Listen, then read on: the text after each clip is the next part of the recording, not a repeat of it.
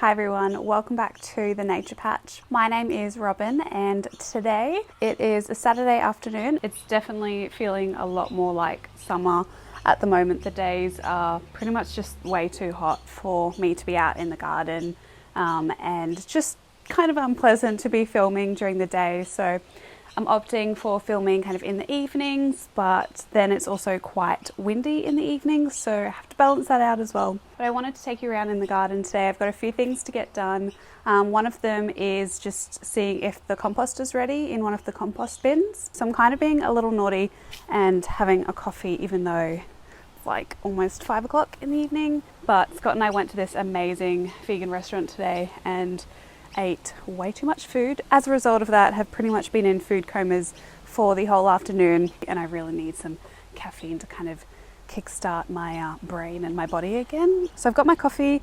Make sure you grab a cup of tea or coffee as well during this video. It's looking so brown in the garden. This is like my least favorite time of the year, but it definitely does change pretty fast as soon as the summer rains hit.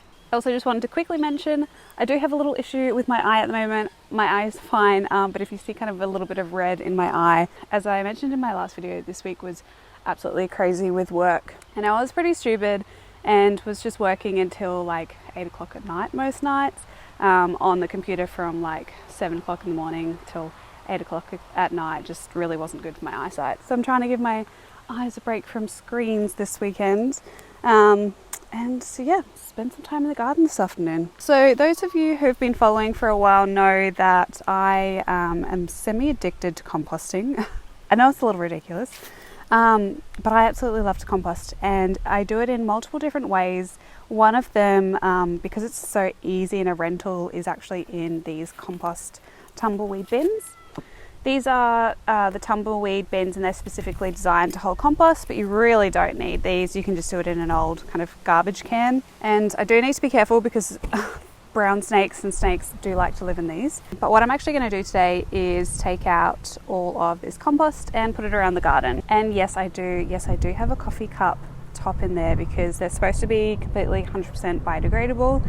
And I was testing that out, and over the past few months it hasn't broken down, but tempted to just give it a little bit longer in a different system. But there are so many different worms in this bin here. I can actually hear them moving around in there. So it's a healthy system. With composting, I feel that people really overcomplicate it a lot of the time.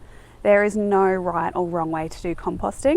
But there's generally two different types of ways you can do it. You can either have an aerated system where you're constantly pumping in air to that system, and generally that breaks all of your greens and brown material down really quickly. Or, as I did in this bin, I just layered things. I layered even like kilos and kilos of different lemons that had really gone off on our bush lemon tree, because I absolutely hate bush lemons, and I just put them all into this bin, kept on layering it with different cardboard, a little bit of old spent compost, and I didn't touch it at all. And that's then what it looks like after it's sat there for a few months. We are in a warmer climate and this gets morning sun, so it does break down really quickly. But I have a new toy that I really want to play with in the garden, and that is, it's going to be hard to show you, but it's one of these compost turners, which are specifically designed for these tumbleweed containers. And it is such a simple design. It was $10 from Bunnings, and all it is just a really large screw with a handle and a hook up the top if you want to hook it around something. And I'm going to show you how absolutely easy it is to use this. Fingers crossed there's no snakes in here. And I'm just doing this one-handed. So all you need to do is twist it round, applying kind of a little bit of pressure to actually get it below the surface. And once you've got it down to a decent kind of level, all you need to do is just pull it up, and it actually just starts to aerate the process. And look how many worms are in there. Wow. This to me is such a healthy compost.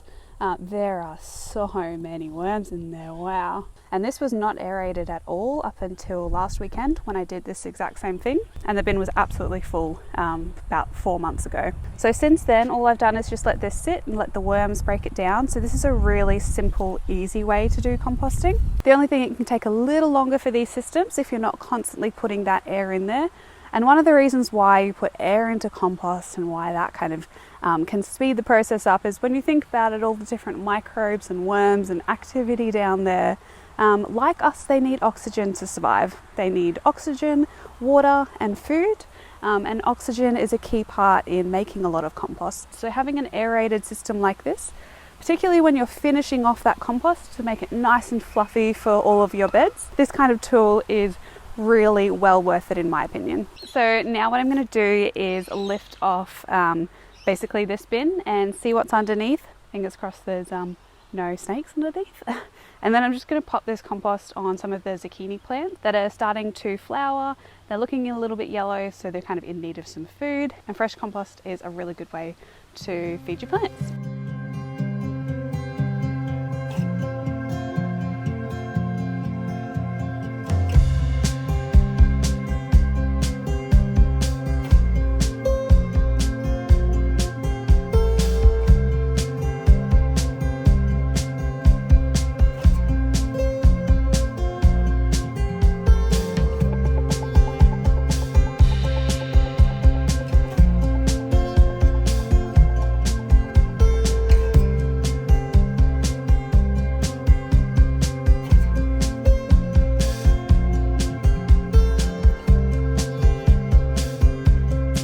Alright, so you saw how black and rich that compost was.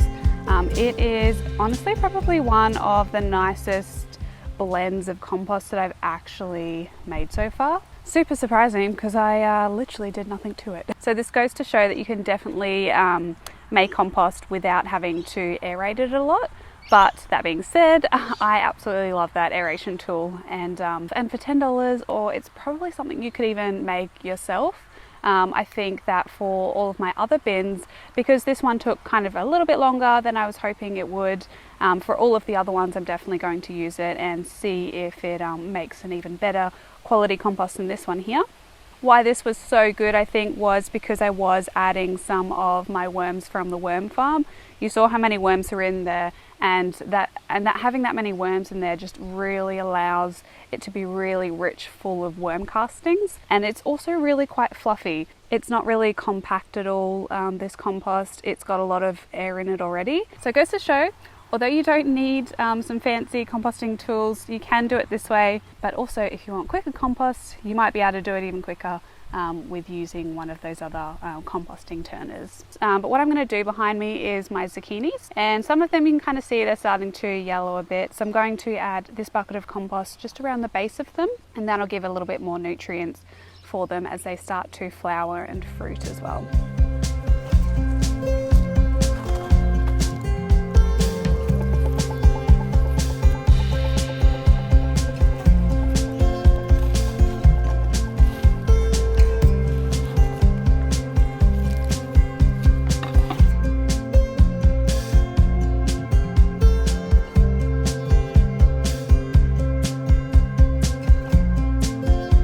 So hopefully those zucchinis will have enough food to provide some delicious zucchinis for me. Growing zucchinis is one of my favorite things to grow in the garden, and you just really can't beat fresh homegrown zucchinis. So what I'm going to do now is give them all the water in, and then I'll just put a little bit of mulch on the top of the compost, just because that's where a lot of that life is, and I want to maintain that life and let it kind of sink into the soil below, including all of those worms that were there. So as a general rule, anything that is covered is going to stay alive a lot more in the soil, which is why covering your soil is such an important part, particularly around subtropical climates, including around Brisbane, just because we do get quite dry times, including right now, just before summer, and that just contains all of that nutrients and moisture in the soil. So other than my exciting compost reveals just then, there's not too much going on in the garden. Behind me is all of my pigeon pea that I'm going to be harvesting the seeds from really soon, some this afternoon and tomorrow.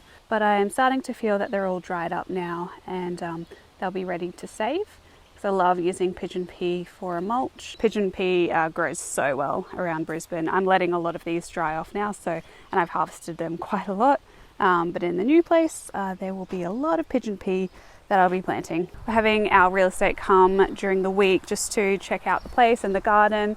So then I'm going to be asking her like if I need to completely shut it down or whether I can leave some of the trees and some of the structures that I've got in the garden for future tenants, which would be lovely to kind of help inspire them. But nonetheless, I'm going to beautify this little garden space a little bit more, just to kind of entice the new tenants, even if they aren't garden fanatics. Kind of having a pretty looking garden space is always a lot easier than kind of an overgrown, weedy area. So that's another job over the next few days. But other than that, nothing is really happening too much in the garden. I will show you how my other garden patch is going with some other zucchinis in it, and just a lot of greens in there though. Alright, so again, my coffee is getting lonely. I mustn't keep doing this. Better. In this covered bed here, this is what's staying here. I'm definitely not going to be moving these wooden planks out. And I've got some more zucchinis in here that have actually just started to put on some little baby fruit and flower. Just some lettuce going to seed as well, a few more radishes, not going to make it probably, lettuce, and some more greens up the back there. So we're getting pretty close to moving, and tomorrow I'm going to be taking stuff over to the new place. So I'm hopefully just going to get a little shot of what the new place looks like, so keep an eye out for a vlog in the future to see what I'm dealing with. So everything kind of is looking a little bit sad and wrapping up in the garden, and we only have a little bit more time here at this property. It has been such a lovely experience to live here. Lorikeets agree as well. To live here and learn about gardening. This was my first year of actually having a larger garden. I've never had a garden this scale, and to be honest, don't know what I'm doing a lot of the time. I'm just learning and sharing the journey on YouTube. But yeah, I just wanted to keep you all updated on my plans for the YouTube channel, to share with you what I want to do with it and where I want to go. So in the future, I'd really like to start doing some more kind of sit down personal videos and sharing with you, and hopefully inspiring some of you to keep gardening. Scott and I would love to one day own our own property and run a small scale farm, and we're kind of doing the stepping stones to getting to that place. So I'd love to share that with you, as well as just some other how-to videos, particularly for small space gardening, which is something that I'm really, really passionate about, because I live so close to a city, and all of my friends and family, most of them live in this city. I think it would be really cool to just share some of the knowledge of small space gardening and just how to have a garden in a small space, because I don't think there's no such thing as not having enough space to have a garden.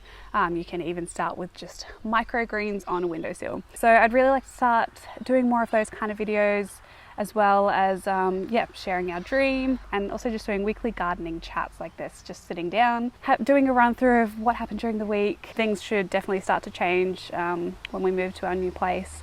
So I'll definitely be documenting that along the way. But I always just want to be transparent and share with you just my thoughts and what I want to do with this channel. And I always appreciate all of the lovely comments in the comment section, and any feedback is always welcome for the type of videos that you would like to see. I'm definitely not going to please everyone with the videos, but hopefully there's at least one or two, or hopefully more than that, on this channel that you really enjoy watching. So I think I am going to finish spreading that compost around. I was really happy with that compost, to be honest. And then I'm going to head inside and hopefully film another video tomorrow. So I'm starting to lose light and probably procrastinating too much. So I'm going to head off and do these jobs.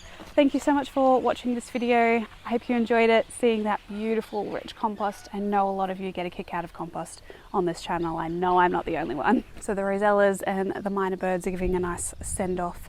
So I hope you're all having a lovely day wherever you are in the world, and until my next video, happy gardening. Bye.